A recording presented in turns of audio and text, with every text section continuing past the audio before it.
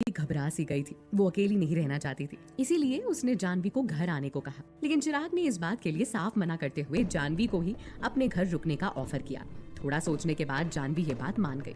जानवी सुबह सुबह ही पहुंच गई। जब सबके ब्रेकफास्ट का टाइम था तो जानवी ने नीलोफर को कहकर अपने और रूही के लिए नाश्ता उनके कमरे में ही मंगवा लिया और दिन भर अंदर ही बैठे बैठे दुनिया जहां की बातें करते रहे। उनके कमरे का दरवाजा उस पूरे समय बंद ही था।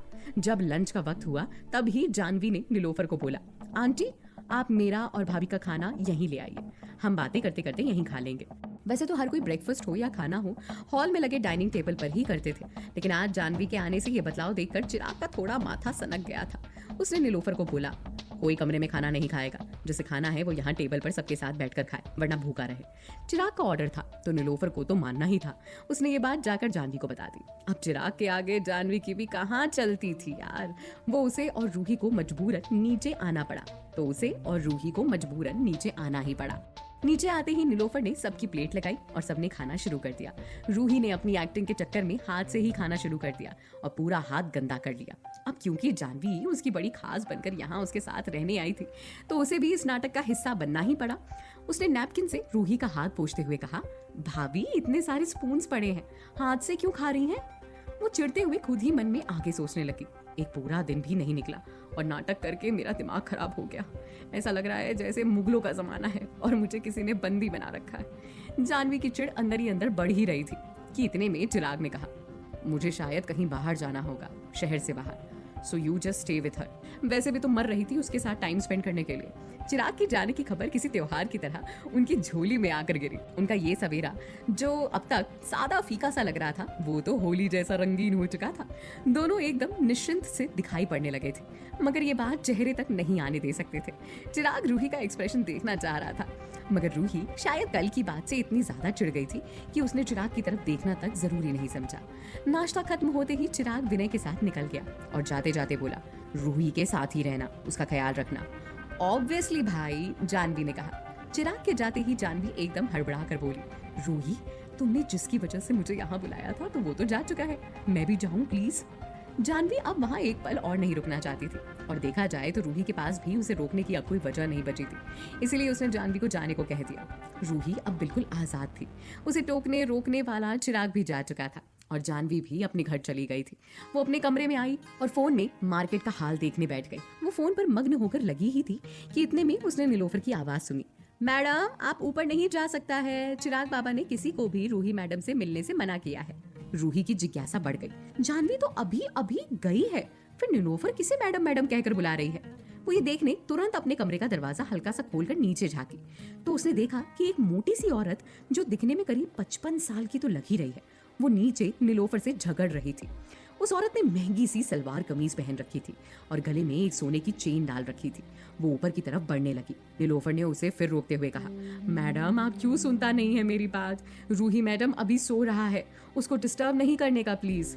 अच्छा, कहीं की महारानी है क्या वो जो उसे सोते वक्त डिस्टर्ब नहीं कर सकती? मैं सास हूँ मैं उसकी, समझी तुम? मुझे मत सिखाओ उसके साथ क्या करना है और क्या नहीं।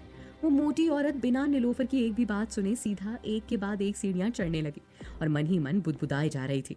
लेकिन नीलोफर चिराग की एकदम भक्त थी, उसने भी उस मोटी औरत का दुपट्टा पकड़ लिया। ये बात उस औरत को बिल्कुल पसंद नहीं आई। उसकी तो जैसे शान पर बात बनाई थी कि आखिर नीलोफर नौकरानी होकर ऐसा कैसे कर सकती है। उसने सीधा उसे पीछे की तरफ धक्का दे दिया, जिससे नीलोफर 2-4 सीढ़ियों से लड़खड़ाते हुए सीधे नीचे जमीन पर गिर गई। नीलोफर को कमर में चोट आ गई थी, वो दर्द में सिसकने लगी। गॉड, कैसा लेडी है, एकदम रूड। मेरे को गिराया ना तुम, अब गॉड तुमको उसकी सजा देगा, जस्ट वेट। नीलोफर को सिसकता देख रूही से रहा नहीं गया, वो तुरंत उसके पास भागी और उठने में उसकी मदद करने लगी। नीलोफर तुम ठीक हो, तुम्हें चोट तो नहीं लगी? नीलोफर रूही का ये बर्ताव देखकर बहुत खुश थी। वो ये सोच रही थी भले मैडम थोड़ा ऑफ है, लेकिन मुझे यहाँ ऐसा देखकर कैसे भागा चला आया मेरे पास। व्हाट अ काइंड सोल, सोने का दिल मालूम होता है इसका। तभी पीछे से आवाज आई, अच्छा तो तुम ही हो चिराग की बीवी। रूही ने तुरंत झटक कर जवाब दिया, आप बहुत गंदी हो, आपने नीलोफर को मारा, बैड गर्ल। ए लड़की, जुबान मत चला ज्यादा, सास हूं मैं तेरी, सास से बात करने की तमीज नहीं आती तुझे? रूही ने इस बार उंगली दिखाकर उसे कहा, गंदी हो आप। इतना कहते ही उस औरत का पारा चढ़ गया और गुस्से से एकदम तमतमाने लगी। उसे खुद पर काबू नहीं रहा और उसने कस के रूही के आगे के बाल पकड़ के दबोच लिए। रूही दर्द से चिल्लाई, मगर उसे कोई फर्क नहीं पड़ा। वो तो ऐसे डायनो जैसा सलूक कर रही थी मानो रोमा की दूसरी बहन हो। मुझे बुरा कह रही हो? मुझे? अभी तो सिर्फ बाल खींचे हैं। अगर और बकवास की ना तो अगली बार सीधा जबान खींच लूंगी, समझी? नीलोफर लता को जानती थी। वो उसकी भाषा और तेवर देखकर समझ गई थी कि वो रूही के कमजोर होने का फायदा उठा रही है। वो उन लोगों में से थी जो मासूमों पर अपना हुक्म चलाकर खुद को मजबूत समझने का सुख लेते हैं और अगर सामने कोई टक्कर का आ जाता है तो दुम दबा के निकल के खड़े होते हैं।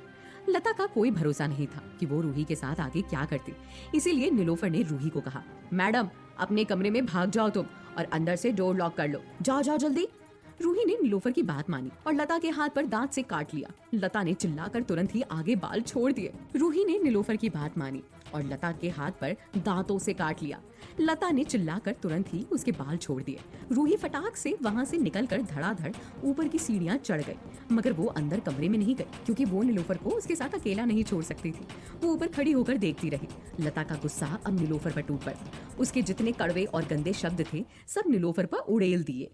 हरामजादी, मेरे टुकड़ों पर पलती है और मेरे ही खिलाफ बोलती है। भूल गई वो दिन जब भीख मांगते हुए आई थी तो मैंने ही तुझे इस घर में रखा और आज तुझ में इतनी हिम्मत आ गई है कि मेरे सामने ही मुंह चला रही है। पर गलती तेरी नहीं है। दरअसल कुत्तों की ना आदत होती है, रहम खाकर थोड़ा सर क्या सहला दो, मुंह चाटने पर उतर आते हैं। लेकिन कोई नहीं, तुझसे भी निपटूंगी, पर पहले इस कमीनी को तो देख लूं। लता ने रूही को देखते हुए कहा। लता सीढ़ियां चढ़ने लग गई, मगर जाहिर है रूही में फुर्ती ज्यादा थी तो वो तुरंत भागकर दूसरी तरफ खड़ी हो गई। लता अंदर ही अंदर आग बबूला हो रही थी। इतने में मौका पाकर नीलोफर ने सिक्योरिटी गार्ड को फोन मिला दिया। पल भर में ही वहां 4-5 सिक्योरिटी गार्ड्स आ गए। वो तुरंत लता को रोकने भागे तो लता ने पहले ही उन्हें देख लिया और तन कर उनके सामने खड़ी हो गई और अकड़ में बोली, अच्छा तो तुम मुझे रोकोगे?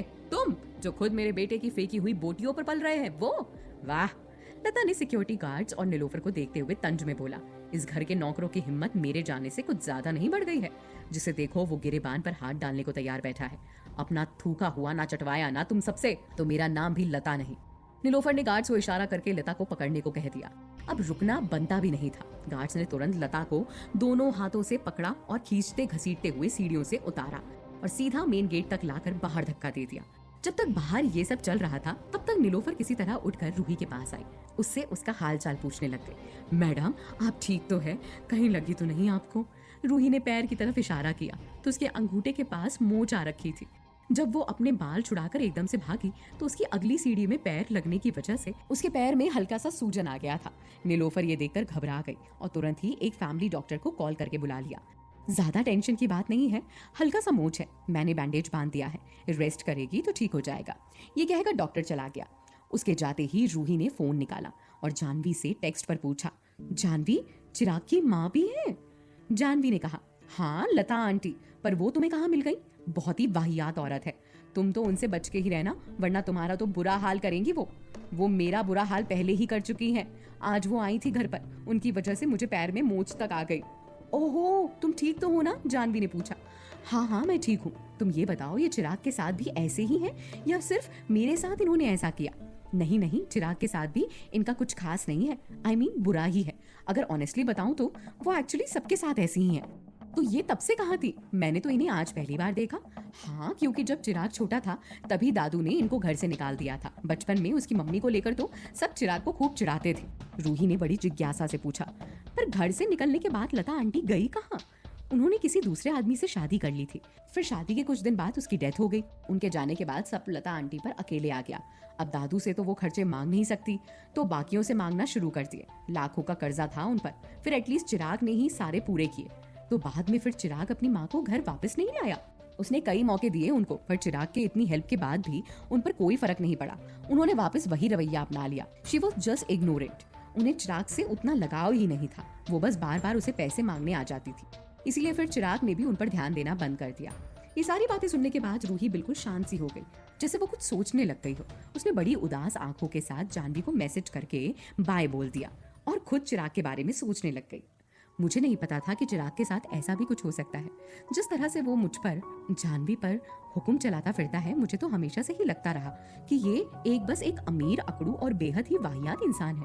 और जो कल इसने किया, उसके बाद तो मुझे अपनी सोच पर कोई डाउट नहीं था।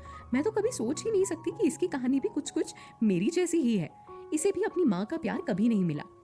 कहीं इसीलिए तो ये इतना रूखा सा नहीं हो गया है। हमेशा काम में लगा रहता है, किसी से ज्यादा बातें भी नहीं करता। रूही लगातार चिराग के बारे में सोच सोच कर हैरान हो रही थी। उसे यकीन नहीं हो रहा था कि चिराग का भी अपना कोई कमजोर पहलू हो सकता है। क्या चिराग की सच्चाई जानकर रूही के नजरिए में कोई बदलाव आएगा? क्या लता आहूजा इतने में मान जाएगी या मचाएगी फिर से कोई नया उत्पाद? आप लोगों को क्या लगता है, क्या होंगे इन सभी सवालों के जवाब? कमेंट बॉक्स में कमेंट करके जरूर बताएं।